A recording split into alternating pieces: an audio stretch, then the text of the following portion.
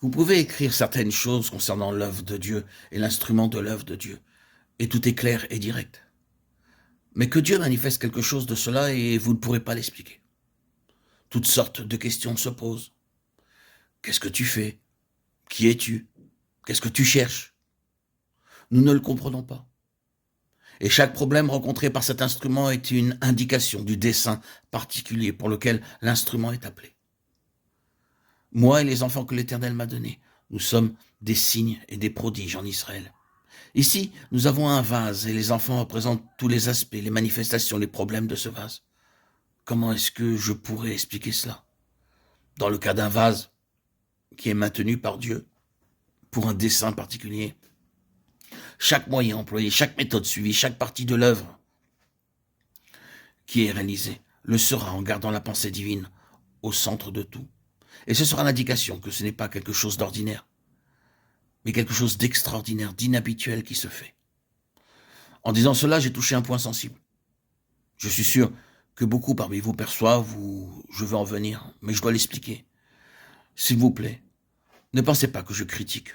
Je reconnais cela et permettez-moi de dire encore et avec une certaine insistance que Dieu emploie des moyens différents et des instruments pour des dessins différents et que l'on ne doit pas essayer de conformer chaque instrument et vase que Dieu utilise dans un même moule, un dessin, une pensée, une direction. Quand l'Église, en tant qu'Église, ne remplit pas sa fonction divine qui consiste à porter l'Évangile à ceux qui ne sont pas éclairés, Dieu lève des vases pour le faire. C'est pourquoi vous avez beaucoup d'institutions. Nul d'entre nous n'oserait dire que Dieu n'a jamais utilisé tout cela, qu'elles sont en dehors de sa pensée et de sa considération. Nous serions en train d'affirmer une contre-vérité en suggérant une telle chose.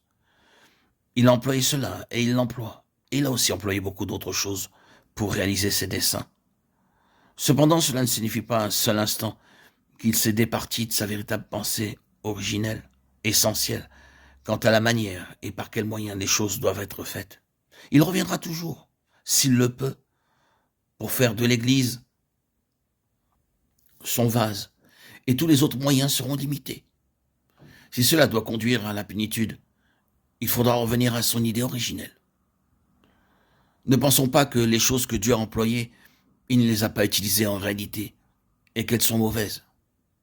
Mais quand Dieu cherche à obtenir ce vase, qui est lié essentiellement à la plénitude, vous verrez qu'il n'agit pas avec lui de la même manière qu'il agit avec les autres.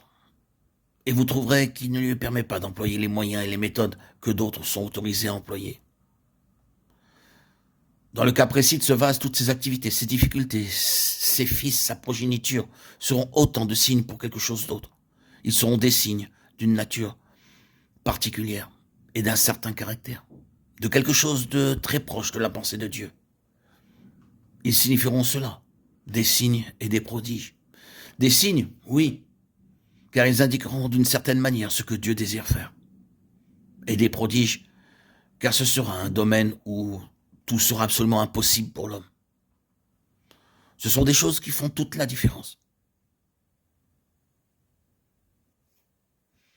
Quand Dieu obtient ce qui est plus étroitement en relation avec sa pleine pensée, il le fait dans des domaines où l'homme ne pourra rien faire et où tout ce qui lui sera associé proclamera que c'est de Dieu seul.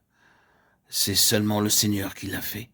Et aucun homme ne pourra mettre cela à son actif.